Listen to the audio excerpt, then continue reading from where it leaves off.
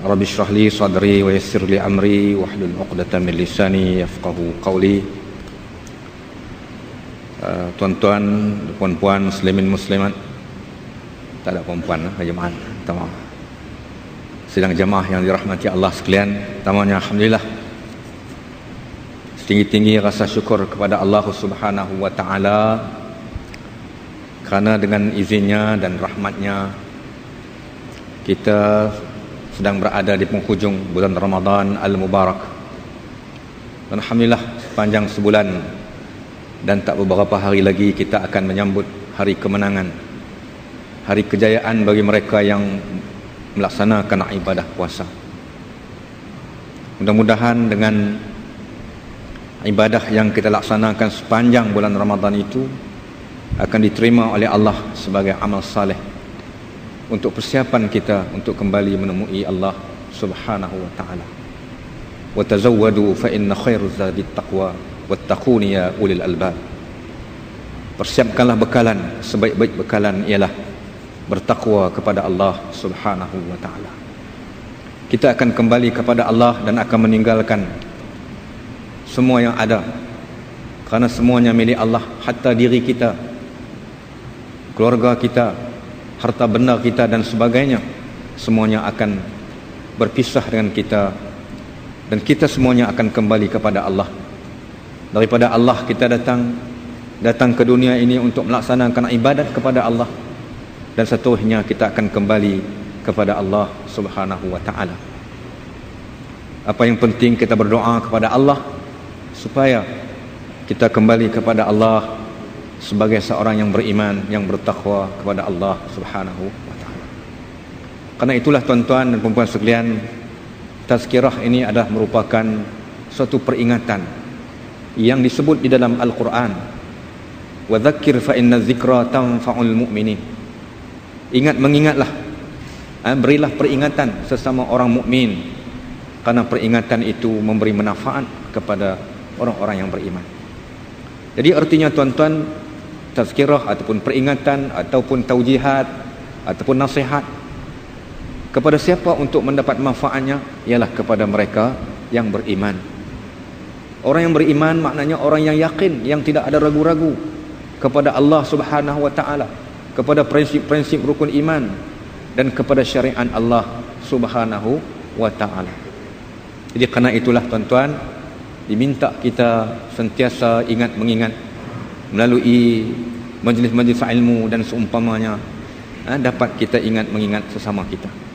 Karena kadang-kadang kita terlupa ataupun sengaja terlupa dan sebagainya, maka kita mengingat itu memberi manfaat. Sebab itulah tuan-tuan dan puan-puan sekalian, Rasulullah sallallahu alaihi wasallam sangat suka majlis-majlis yang seumpama ini. Abdullah bin Rawahah apabila beliau menemui para sahabat. Abdullah bin Rawahah ini juga sahabat Rasulullah sallallahu alaihi wasallam. Apabila bertemu sesama sahabat, berjumpa bersama sahabatnya, apa yang dia ajak tuan-tuan? Ialah ajak untuk membina iman walaupun satu ketika. Ta'al bina nu'min sa'ah. Marilah kita duduk membina iman kita walaupun seketika. Kerana kita lihat, kalaulah para sahabat ridwanullahu alaihim ajma'in yang begitu dekat dengan Rasulullah sallallahu alaihi wasallam, boleh berjumpa dengan Rasulullah, memperlihatkan kasih sayang mereka kepada Rasulullah, duduk berjuang bersama-sama Rasulullah, iman mereka begitu hebat, tinggi kedudukannya, namun masih lagi mengajak ta'al bina nu'min sa'ah. Marilah kita membina iman kita walaupun seketika. Kenapa tuan-tuan? Karena iman ini adalah merupakan sesuatu yang penting yang mesti ada pada setiap diri kita. Karena keimanan ataupun akidah yang tersemat dalam hati kita, dalam jiwa kita inilah yang akan menghantarkan kita ke akhirat nanti untuk mendapat kejayaan di sisi Allah Subhanahu wa taala. Perkara apa yang disampaikan oleh Abdullah bin Rawahah ini yang mengajak sahabat-sahabat duduk seketika ini sampai kepada Rasulullah sallallahu alaihi wasallam. Bila sampai kepada Rasulullah sallallahu alaihi wasallam, lalu baginda bersabda, "Yarhamullah ibnu Rawahah innahu yuhibbul majalis allati tatabaha biha al-malaikah. Semoga Allah memberi rahmat kepada kepada Ibnu Rawahah. Sesungguhnya ia mencintai majlis-majlis yang dibanggakan dan disukai oleh para malaikat. Tuan-tuan dan puan sekalian, inilah rutin ataupun agenda dalam kehidupan kita orang yang beriman. Mesti ada satu agenda untuk kita mempertingkatkan keimanan, ketakwaan kita kepada Allah Subhanahu wa taala. Tuan-tuan yang dirahmati Allah sekalian, saya ingin membaca suatu wasiat Rasulullah sallallahu alaihi wasallam kepada Muaz bin Jabal. Bila sebut wasiat ini, mana tuan-tuan, kalau kita wasiat ni makna kita nak mati, ya. Tapi tuan-tuan, wasiat ini bagi Rasulullah adalah suatu perkara yang penting dan menjadi suatu kebiasaan bagi dia menyampaikan wasiat, menyampaikan peringatan, menyampaikan taujihat kepada sahabat-sahabat baginda. Pasal apa tuan-tuan? Kerana baginda kasih kepada sahabat-sahabat baginda. Apatah lagi Muaz bin Jabal, seorang anak muda yang sangat dikasihi oleh Rasulullah sallallahu alaihi wasallam, seorang yang sangat alim, seorang yang sentiasa berada di samping Rasulullah sallallahu alaihi wasallam, sentiasa berada bersama Rasulullah kerana dia adalah penulis wahyu. Beliaulah yang dihantar oleh Nabi sallallahu alaihi wasallam ke negeri Yaman untuk menyampaikan dakwah. Maka Muaz bin Jabal sangat dikasihi oleh Rasulullah sallallahu alaihi wasallam. Jadi dia menyampaikan wasiat kepada Muaz. Rasulullah sallallahu alaihi wasallam memberikan kepada aku 10 wasiat. Apa dia tuan-tuan? Yang pertamanya, janganlah engkau mempersekutukan Allah walaupun engkau hendak dibunuh dan dibakar. Tuan-tuan, Nabi mengingatkan Muaz bin Jabal, jangan kamu mempersekutukan Allah, jangan mensyirikkan Allah, jangan menduakan Allah. Kenapa tuan-tuan dan puan, tuan-tuan sekalian? Kerana mensyirikkan Allah ini boleh membatalkan iman. Dengan sebab perbuatan kita, dengan sebab i'tiqad kita, dengan sebab kelakuan kita, perbuatan, i'tiqad dan sebagainya boleh merosakkan akidah kita. Kita yakin kepada yang lain selain daripada Allah, kita yakin kepada yang lain lebih baik daripada Islam yang datang daripada Allah Subhanahu wa taala. Kita mencemuh, kita memperlekehkan Rasulullah sallallahu alaihi wasallam. Maka ini boleh membawa kepada syirik. Ini dihuraikan oleh ulama-ulama kita melalui kuliah-kuliah ilmu, tuan-tuan. Jadi apa yang penting kita nak jaga, kita nak pelihara akidah kita, diri kita, keluarga kita, masyarakat kita dan anak-anak kita yang akan kita tinggalkan menjadi generasi yang akan datang. Jangan mempersekutukan Allah walaupun kamu dibakar, walaupun kamu dibunuh sekalipun. Kita tengok sejarah, tuan-tuan, bagaimana para sahabat ridwanullahu alaihi wasallam, ridwanullahu alaihim ajma'in, di dalam perjuangan menegakkan Islam ini, tuan-tuan. Kita boleh baca dalam sirah Rasul sallallahu alaihi wasallam. Banyak buku-buku sejarah yang ditulis. Antara lainnya ialah Rahiq Al-Makhtum yang ditulis oleh Abdul Rahman Mubarak Al-Furi yang telah pun diterjemahkan. Kita boleh baca buku tersebut. Bila kita baca, tuan-tuan, maka kita nampaklah betapa perjuangan Rasulullah sallallahu alaihi wasallam nak menegakkan akidah itu, yang mengambil masa yang begitu panjang, 13 tahun di peringkat Makkah, tuan-tuan. Maka ini perjuangan baginda Rasulullah sallallahu alaihi wasallam. Banyak sahabat-sahabat ada yang dibunuh, ada yang diseksa, dizalimi dan sebagainya, semata-mata nak menjaga akidah. Kita membaca sirah bagaimana Masyitah, tuan-tuan, dalam peristiwa Isra' dan Mi'raj, dibentangkan semula, dihuraikan semula tentang kehebatan akidah yang ada pada diri seorang perempuan sehingga dia mati syahid, rohnya wangi bila bertemu oleh Rasulullah sallallahu alaihi wasallam dalam peristiwa Isra' dan Mi'raj. Nak tunjuk kepada kita betapa mulianya mereka yang mempertahankan akidah. Itu yang pertama, tuan-tuan. Yang keduanya, janganlah engkau menderhaka kepada dua ibu bapa kamu walaupun kedua-duanya menyuruh kamu meninggalkan isteri dan harta kamu. Ini suatu lagi, tuan-tuan. Ibu bapa merupakan orang yang terdekat dengan kita selain daripada Allah dan Rasul. Dilarang kita menderhaka kepada ibu bapa kita dengan perkataan yang sedikit, dengan perkataan yang menyentuh hati mereka pun dilarang kita berbuat demikian, tuan-tuan. Jadi artinya tuan-tuan, kita hendaklah melakukan kebaikan atau berbuat baik kepada dua ibu bapa kita. Bagaimana kita nak buat baik kepada dua ibu bapa kita? Taat kepada ibu bapa kita, ikut suruhannya dan sebagainya. Bagi kita yang sudah tidak ada ibu bapa, yang sudah mati terlebih dahulu, mereka sudah kembali kepada Allah Subhanahu wa ta'ala, maka kita berdoalah kepada mereka. Kita lakukanlah amal-amal kebajikan, wakaf dan sebagainya kepada mereka. Yang mereka tinggalkan harta, maka kita lakukanlah kebaikan kepada mereka. Dan kita berbuat baik kepada kawan-kawan ibu bapa kita. Kita menghubungkan silaturahim dengan kawan-kawan, saudara mara, adik-beradik kita, ibu bapa kita. Kalau ibu bapa kita dulu nun di sana, di Kedah, di Thailand, kadang-kadang pergi cari adik-beradik, tuan-tuan. Tapi sekarang ni sepupu pun tak kenal, saya sendiri pun macam tu, tuan-tuan. Anak-anak kita dah berbagai-bagai keadaan masyarakat. Jadi ini tuan-tuan sedia maklumlah, tuan-tuan. Yang kedua, janganlah sekali kamu meninggalkan salat fardu dengan sengaja. Sesiapa yang meninggalkan secara sengaja, dia terhijab perjanjian dengan Allah Subhanahu wa ta'ala. Tuan-tuan, sembahyang kita sedia maklum merupakan tiang agama. As-salatu imaduddin. Sembahyang tiang agama. Awwalu ma yuhasabul 'abdu yaumal qiyamati as-salat. Di akhirat nanti Allah akan tanya, Allah akan lihat ibadat kita, akan dilihat sembahyang kita. Kalau elok sembahyang kita, tuan-tuan, alamat baiklah kita. Tetapi kalau ibadat sembahyang kita tak betul, kita kerjakan sembahyang tapi tak betul, bacaannya tak sempurna, rukun qauli, rukun fi'linya, rukun qalbinya tak sempurna, kita tak belajar, pakai tiru gitu saja, apakah sembahyang kita diterima oleh Allah? Sedangkan Allah nyatakan, sallu kama ra'aitumuni usalli, sembahyanglah kamu semacam mana kamu melihat aku sembahyang. Nabi berkata kepada sahabat-sahabat baginda. Tapi kita tak dapat tengoklah Rasulullah.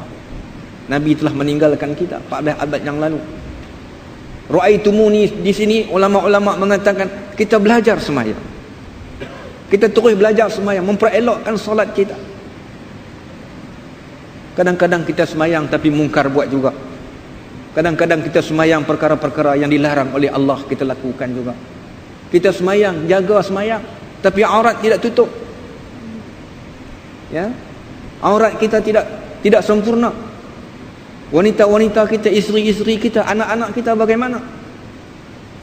Ini tanggungjawab kita sebagai ibu bapa, tuan-tuan. Nak memastikan anak-anak kita salat. Sebab itulah disuruh kita semayang, ajarkan anak kamu semayang ketika umur 7 tahun. 10 tahun kalau tak semayang, disuruh pukul. Tuan-tuan, maknanya ini proses pendidikan yang ditunjukkan oleh Rasul sallallahu alaihi wasallam. Berapa banyak orang yang tak semayang hari ini, tuan-tuan? Banyak di luar sana. Kajian-kajian yang dibuat, dikatakan 20 ataupun 25% yang semayang, yang selebihnya tidak semayang. Saya tahulah, tuan-tuan, saya duduk kebetulan dekat rumah saya itu ada pasar malam. Nak cerita sikit, ada pasar malam, dan di tepi itu juga ada masjid. Pasar malam start daripada pukul 4 petang tu, ataupun lebih awal daripada itu sudah mula melabuhkan kemah-kemah mereka untuk berniaga dan sebagainya. Semua kebanyakannya boleh kata 90% orang Islam, orang Melayu. Orang Melayu lah, kalau orang Islam dia tak dia pun. Tetapi kita tengok, tuan-tuan, di masjid, kalau biasanya 3 sauf, maka tambahlah 1 sauf ataupun 2, tambah 2 sauf, 1 sauf ataupun 2 sauf. Sedangkan di pasar itu begitu ramainya manusia, tidak tersentuh hati mereka apabila dilaungkan azan, hayya 'alas salah, hayya 'alal falah, tetapi mereka sibuk dengan urusan-urusan perniagaan. Seolah-olah mereka takut nak tinggal barang-barang yang mereka jual 15 minit, 20 minit, kerana nak menghadap Allah Subhanahu Wa Taala ni takut rugi. Takut dicuri, takut rugi. Banyak mana nak untung tuan-tuan dalam 15 minit.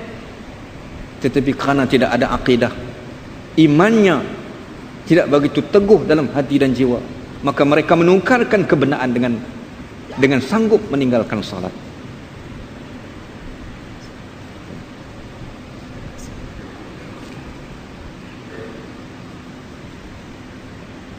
Yang keempatnya, jangan sekali-kali minum arak, kerana ia merupakan punca kejahatan. Ini wasiat Nabi kepada Muaz bin Jabal. Saya nak ringkaskan. Yang kelima, jauhkan sifat menderhaka, kerana menderhaka tersebut mendapat kemurkaan Allah. Menderhaka kepada Allah, menderhaka kepada Rasul, menderhaka kepada ibu bapa, menderhaka kepada keluarga, masyarakat. Jangan engkau melarikan diri daripada peperangan. Bila berada di dalam medan pertempuran, jangan kamu lari. Apatah lagi perjuangan, peperangan nak menegakkan agama Allah. Tuan-tuan. Yang ketujuh, jika manusia ditimpa wabak penyakit dan engkau berada bersama-sama, teguhkan hati kamu. Walaupun dikelilingi dengan penyakit, kita harus berada bersama-sama dengan ikhtiar dan bertawakal kepada Allah. Yang ke-8, berilah harta kamu sebagai nafkah kepada ahli keluarga kamu dengan harta kamu sendiri. Ya, ini tanggungjawab tuan-tuan, ibu bapa, suami, isteri dan sebagainya, memberi nafkah kepada ahli keluarganya dengan hasil usaha keringat dia sendiri. Yang ke-9, janganlah kamu mengangkat tungkat kamu untuk mendidik mereka. Jadi artinya jangan bersikap kasar kepada anak-anak kita, murid-murid kita, anak didik kita. Dalam proses pelajaran dan pembelajaran ini mesti ada kaedah-kaedah tertentu. Ada waktu-waktu tertentu boleh berkasar, tetapi dalam masa yang sama kita tengok bagaimana Rasulullah sallallahu alaihi wasallam sangat pengasih. Buatlah anak-anak kamu supaya mereka itu bertakwa kepada Allah Subhanahu wa taala. Anak kita dilahirkan bersih, tuan-tuan. Maka didiklah anak kita untuk menjadi orang-orang yang beriman dan bertakwa kepada Allah. Ingatlah pesanan Rasulullah sallallahu alaihi wasallam, "Adibu auladakum bi salasi khisali nabiyyikum, hubbu nabiyyikum wa ali baitihi wa tilawatul Quran." Ajarkan anak kamu 3 perkara. Adibu auladakum bi salasi khisalin, hubbi nabiyyikum, cintakan nabi kamu. Macam mana nak cinta kalau kita tak kenal Rasulullah sallallahu alaihi wasallam? Kita nak kenal Nabi melalui sirah baginda, perjuangan baginda, pengorbanan baginda dan sebagainya. Cintakan Nabi, cintakan ahli keluarga baginda, dan ajarkan anak-anak kamu membaca Al-Quran, apalagi menghafaz Al-Quran. Jadi setakat itulah saja tazkirah saya, mudah-mudahan diberikan kebaikan di dalam bulan Ramadan ini, dan kita teruskan di masa-masa bulan-bulan yang seterusnya. Aqul qawli hadza wa astaghfirullah li wa lakum. Assalamualaikum warahmatullahi wabarakatuh.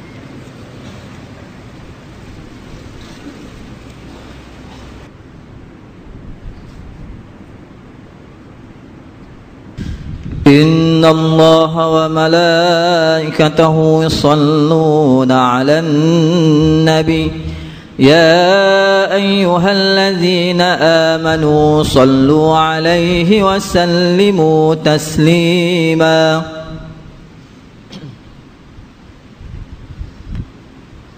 السلام عليكم ورحمة الله.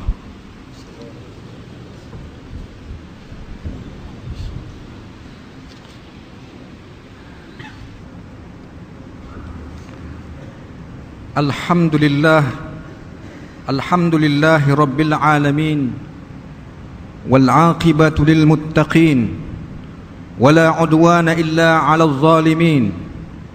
أشهد أن لا إله إلا الله وحده لا شريك له وأشهد أن محمدا عبده ورسوله المبعوث رحمة للعالمين.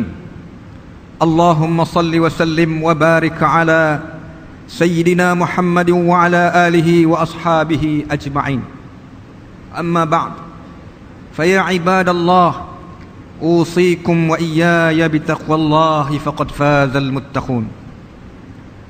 Sidang jamaah yang dimuliakan oleh Allah, wahai hamba-hamba Allah, saya mengajak diri saya sendiri dan sidang jamaah sekalian, marilah kita terus beristiqamah, bertakwa kepada Allah dengan sebenar-benar takwa, kerana sesungguhnya takwa inilah yang akan menjadi bekalan untuk kita kembali menghadap Allah Subhanahu wa taala. A'udzu billahi minasyaitonir rajim. Wa tazawwadu fa inna khairaz zadit taqwa wattaquni ya ulil albab. Dan hendaklah kamu membawa bekalan dengan secukupnya, kerana sesungguhnya sebaik-baik bekalan itu ialah bertakwa. Dan bertakwalah kepada Allah, wahai orang-orang yang berakal, yang dapat memikirkan dan memahaminya. Sidang jamaah yang dirahmati Allah sekalian, ketika ini kita sedang berada di penghujung bulan Ramadan Al-Mubarak.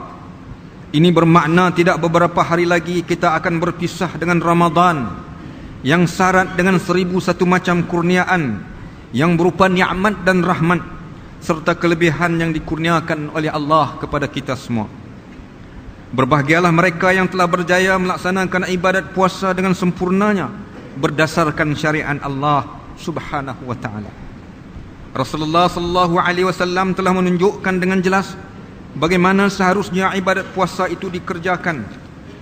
Di siang hari tidak makan dan tidak minum, tidak melakukan perkara yang membatalkan puasa, bersifat sabar, pengasih, pemurah, termasuk berjihad menegakkan Islam, seperti peperangan Badar Al-Kubra dan pembukaan kota Mekah berlaku di dalam bulan Ramadan.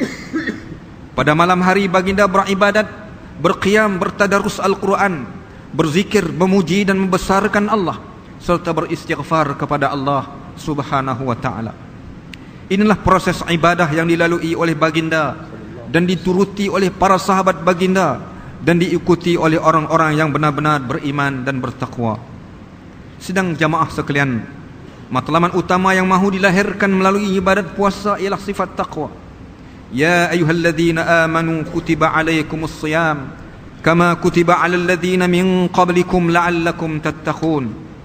Wahai orang-orang yang beriman, kamu diwajibkan berpuasa seperti mana diwajibkan ke atas mereka yang terdahulu daripada kamu, supaya kamu bertakwa. Perkataan takwa mudah disebut, sukar dilaksanakan oleh orang-orang munafik dan fasik. Takwa mengandungi pengertian dan falsafah yang mendalam serta amat penting dalam kehidupan kita. Perkataan takwa disimpulkan oleh para ulama dengan membawa makna tunduk dan patuh terhadap perintah Allah Subhanahu wa ta'ala, serta meninggalkan segala larangan Allah, zahir maupun batin. Di suatu ketika Sayyidina Umar Al-Khattab bertanya kepada Ubay bin Ka'ab, apakah itu takwa? Ubay bertanya kembali, pernahkah Tuan berjalan di tempat yang penuh dengan onak dan duri? Jawab Umar, ya, pernah. Ubay bertanya lagi, apakah yang kamu lakukan? Kata Umar, tentulah aku berjalan dengan cermat dan berhati-hati. Kata Ubay, itulah takwa. Ini bermaksud bahawa orang yang bertakwa ialah orang yang cermat dan berhati-hati ketika mahu melakukan sesuatu perkara, kerana ditakuti terjerumus melakukan perkara dosa dan keji.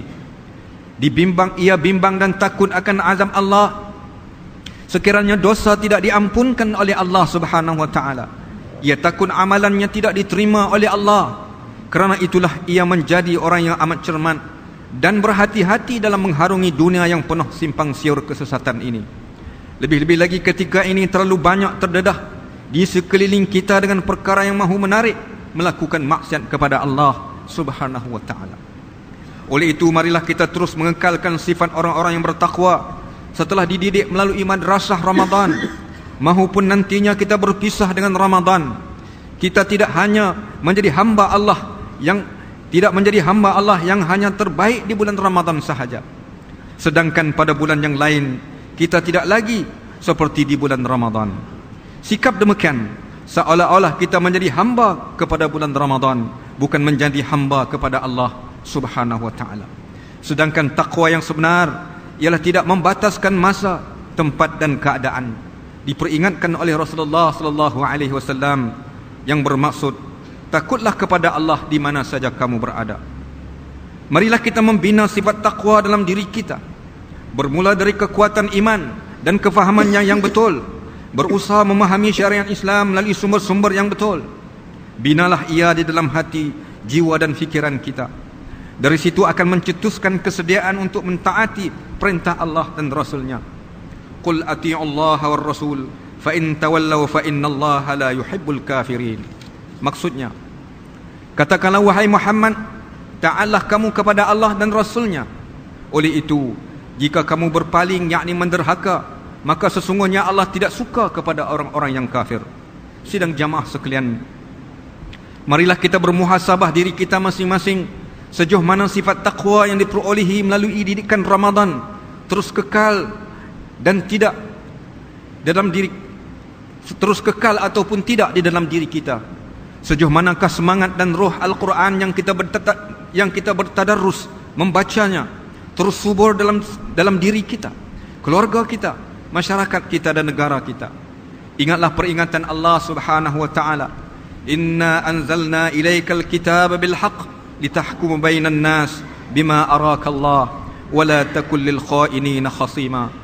Maksudnya, sesungguhnya kami menurunkan kepada kamu wahai Muhammad kitab, yakni Al-Quran, dengan membawa kebenaran, supaya engkau menghukumkan di antara manusia menurut apa yang Allah telah tunjukkan kepada kamu melalui wahyunya. Dan janganlah engkau menjadi pembela orang-orang yang khianat.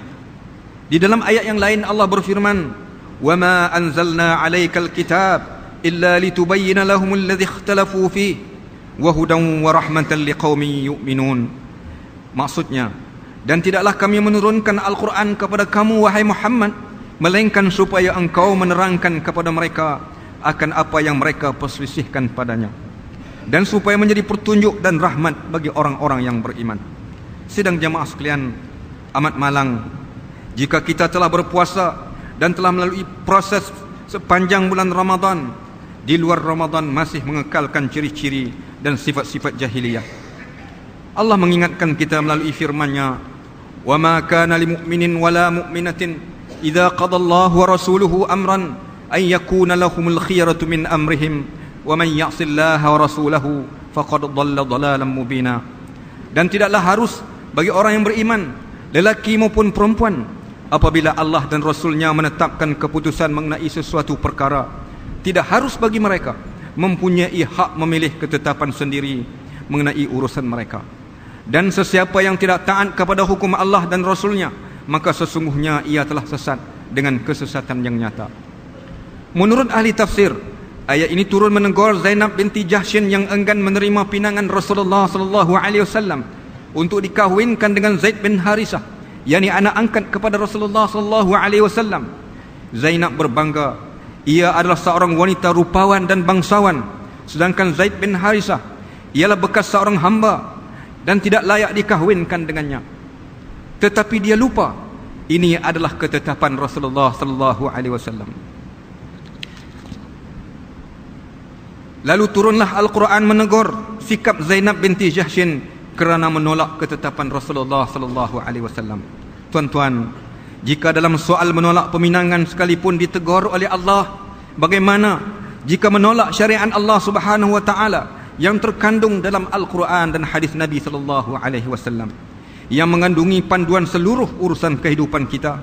Tentulah lebih berat kemurkaan Allah Subhanahu wa taala. Sidang jamaah sekalian, fahamilah pengajaran dari Al-Quran mengenai kisah umat terdahulu yang telah dimusnahkan oleh Allah ialah kerana mereka menentang ajaran yang dibawa oleh rasul-rasul mereka. Kaum Nabi Nuh dimusnahkan dengan banjir yang besar dan dahsyat. Kaum Nabi Saleh dimusnahkan dengan gempa bumi. Kaum Nabi Lut diterbalikkan bumi bawah ke atas kerana menyukai lewat. Demikian juga kaum Ad, satu kaum yang mendiami di utara Hadral Maut, dimusnahkan dengan ribut taufan walaupun mereka berlindung di sebalik tembok yang kukuh. Firman Allah, wa amma 'adun fa uhliku bi rihin sarsarin 'atiyah sakhkharaha 'alaihim sab'a layalin wa samaniyata ayyamin husuman fataral qauma fiha sar'a ka'annahum a'jazu nakhlin khawiyah fahal tara lahum min baqiyah. Maksudnya, Adapun kaum Ad, yakni kaum Nabi Hud, maka mereka telah dibinasakan dengan angin ribut yang kencang, yang melampaui kencangnya, yang diarahkannya menyerang mereka 7 malam 8 hari terus menerus. Kalaulah engkau menyaksikan, maka engkau akan melihat kaum itu berkelimpangan mati, seolah-olah mereka menjadi batang-batang kurma yang telah tumbang dan ruput. Dengan yang demikian, dapatlah engkau melihat sisa-sisa mereka yang masih hidup. Apakah kita umat Muhammad dijamin selamat tanpa ditimpa bala bencana, kemusnahan dan sebagainya, sekira kita angkuh dan sombong terhadap Allah Subhanahu wa ta'ala dengan mengenepikan syariat Allah dan Rasulnya, dalam masa yang sama mendewa-dewakan ajaran ciptaan manusia. Ingatlah akan firman Allah, وَمَنْ أَعْرَضَ عَنْ ذِكْرِي فَإِنَّ لَهُ مَعِيشَةً ضَنْكًا وَنَحْشُرُهُ يَوْمَ الْقِيَامَةِ أَعْمَى قَالَ رَبِّ لِمَا حَشَرْتَنِي أَعْمَى وَقَدْ كُنْتُ بَصِيرًا قَالَ كَذَلِكَ أَتَتْكَ آيَاتُنَا فَنَسِيتَهَا وَكَذَلِكَ الْيَوْمَ تُنْسَى. Maksudnya, dan sesiapa yang paling ingkar dari ingatan dan petunjukku, maka sesungguhnya adalah baginya kehidupan yang sempit, dan kami akan himpunkan dia di akhirat nanti dalam keadaan buta. Ia berkata, wahai Tuhanku, mengapakah engkau himpunkan daku dalam keadaan buta, padahal aku dulunya celek? Allah berfirman, demikianlah keadaannya setelah datang ayat-ayat keterangan kami kepada kamu, lalu engkau lupakan serta meninggalkannya, dan demikianlah engkau pada hari ini dilupakan dan ditinggalkan. Sidang jamaah yang dirahmati Allah sekalian, di akhir-akhir ini banyak terdapat tanda-tanda kemusnahan yang diperlihatkan oleh Allah. Di sana sini sering berlaku gempa bumi, ledakan tsunami yang memusnahkan ratusan ribu nyawa dalam sekelip mata. Peperangan menjadi-jadi, bunuh-membunuh, penyakit yang berbagai, kekurangan sumber makanan dan sebagainya. Di negara kita tidak terlepas dengan berbagai situasi yang membimbangkan, antara lain masalah rasuah, pembaziran, masalah keruntuhan moral semakin parah, masalah dadah, penyakit AIDS, mencuri, merampak, membunuh dengan kejam, sumbang mahram, judi, zina dan sebagainya. Meskipun berbagai-bagai langkah pencegahan, penguatkuasaan undang-undang, tetapi masalah jenayah dan sebagainya masih gagal dikurangkan, bahkan semakin bertambah. Nah, inilah Al-Quran ada bersama-sama dengan kita, diturunkan di dalam bulan Ramadan ini. Kita membacanya, diadakan pula musabaqah Al-Quran sejak di awal kemerdekaan. Apakah sekadar itu apakah sekadar itu mendatangi Al-Quran? Al-Quran menghidangkan panduan dan petunjuk hanya kepada mereka yang beriman, mereka yang bersedia untuk menerima syariat Al-Quran. Al-Quran adalah kitab mukjizat yang kekal berterusan sehingga ke hari kiamat. Pengajarannya sentiasa segar dan mampu untuk menyelesaikan sebarang masalah manusia sepanjang zaman. Mereka yang berpegang dengan Al-Quran akan selamat. Mereka yang ingkar dan menyeleweng dengan Al-Quran pasti berada di dalam kesesatan dan bakal dimusnahkan oleh Allah Subhanahu wa taala. Contohilah ketegasan Rasulullah sallallahu alaihi wasallam mahu melaksanakan syariat Al-Quran. Imam Al-Bukhari dan Muslim meriwayatkan suatu hadis di dalam kitab sahih mereka dari Ummul Mukminin Sayyidatuna Aisyah radhiyallahu anha,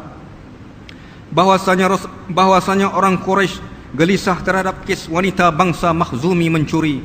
Lalu mereka berkata, siapakah yang akan menjadi perantaraan dengan Rasulullah sallallahu alaihi wasallam? Lalu mereka mengatakan, tiada siapa yang berani selain daripada Usamah bin Zaid yang dikasihi oleh Rasulullah sallallahu alaihi wasallam. Lalu diutuskan Usamah bin Zaid untuk berbincang dengan Rasulullah sallallahu alaihi wasallam. Baginda pun bersabda yang bermaksud, adakah engkau, yakni Zaid, akan memberi syafaat? Apakah engkau akan memberi syafaat dalam suatu hukum hudud? Kemudian baginda terus bangun dan bersabda, wahai manusia, sesungguhnya telah dibinasakan mereka sebelum kamu apabila orang yang mulia mencuri. Apabila orang yang mulia mencuri, mereka tidak memperdulikannya. Tetapi apabila orang yang lemah mencuri, mereka melaksanakan hukum ke atasnya. Demi Allah, andai kata Fatimah binti Muhammad mencuri, nescaya aku potong tangannya. Inilah gambaran ketegasan, ketulusan dan keadilan hukum dan syariat Allah subhanahu wa ta'ala. A'udzu billahi minasyaitonir rajim. Fattaqullaha mastata'tum wasma'u wa ati'u wa anfiqu khairan li anfusikum wa man yuqa syuhha nafsihi fa ulaika humul muflihun. Maksudnya, oleh itu bertakwalah kamu kepada Allah sedaya upaya kamu dan dengarlah akan pengajaran-pengajarannya serta taatlah akan perintahnya dan belanjakanlah harta kamu serta berbuat kebajikan untuk diri kamu dan ingatlah sesiapa yang menjaga serta memelihara dirinya daripada dipengaruhi tabiat bakhil, maka merekalah orang-orang yang berjaya. Aqulu qawli hadha wa astaghfirullahal azim li wa lakum wa lisairil muslimin wal muslimat wal mu'minin wal mu'minat fastaghfiruhu fa ya fawzal mustaghfirin wa ya najatat taibin.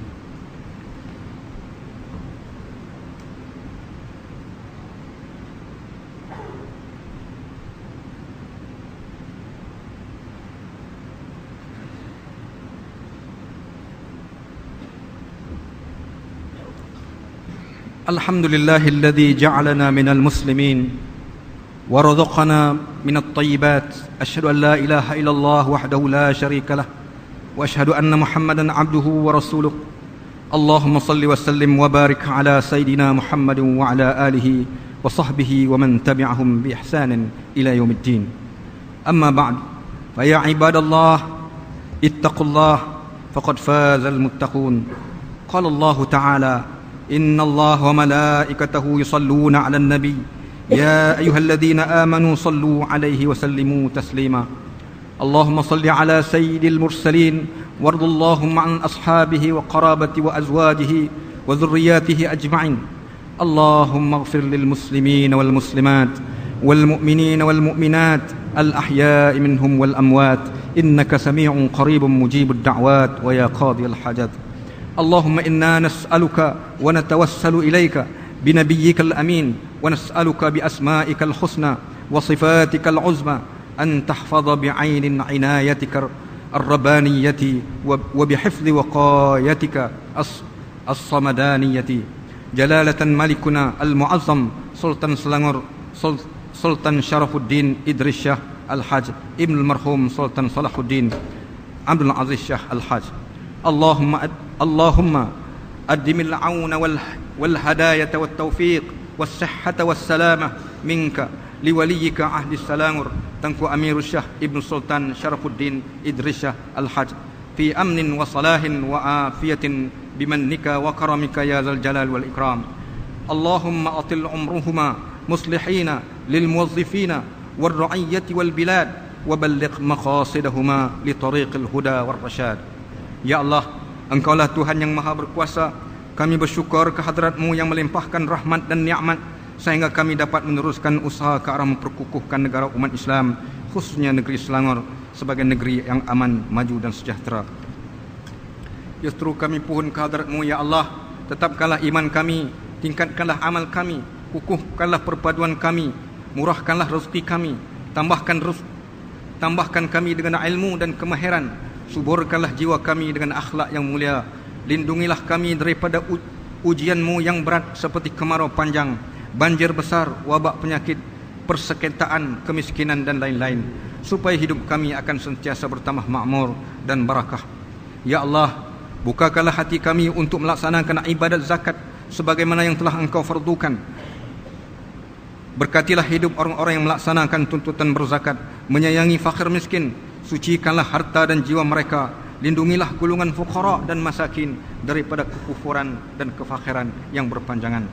Demikian jugalah ya Allah, tambah dan luaskanlah rezeki orang-orang yang mewakafkan harta di negeri ini. Limpahkanlah nikmat iman dan kesihatan yang berpanjangan kepada mereka. Terimalah wakaf mereka dengan ganjaran pahala yang berkekalan hingga ke hari kiamat. Rabbana hab lana min azwajina wa dhurriyyatina qurrata a'yun waj'alna lil muttaqina imama. Rabbana atina fid dunya hasanah wa fil akhirati hasanah wa qina adzaban nar. Ibadallah, innallaha ya'muru bil 'adli wal ihsan wa ita'i dzil qurba wa yanha 'anil fahsya'i wal munkari wal baghi ya'idzukum la'allakum tadhakkarun. Fadhkurullahal 'azim yadhkurkum washkuruhu 'ala ni'amihi yazidkum was'aluhu min fadlihi yu'tikum. ولذكر الله أكبر wallahu ya'lamu ma tasna'un.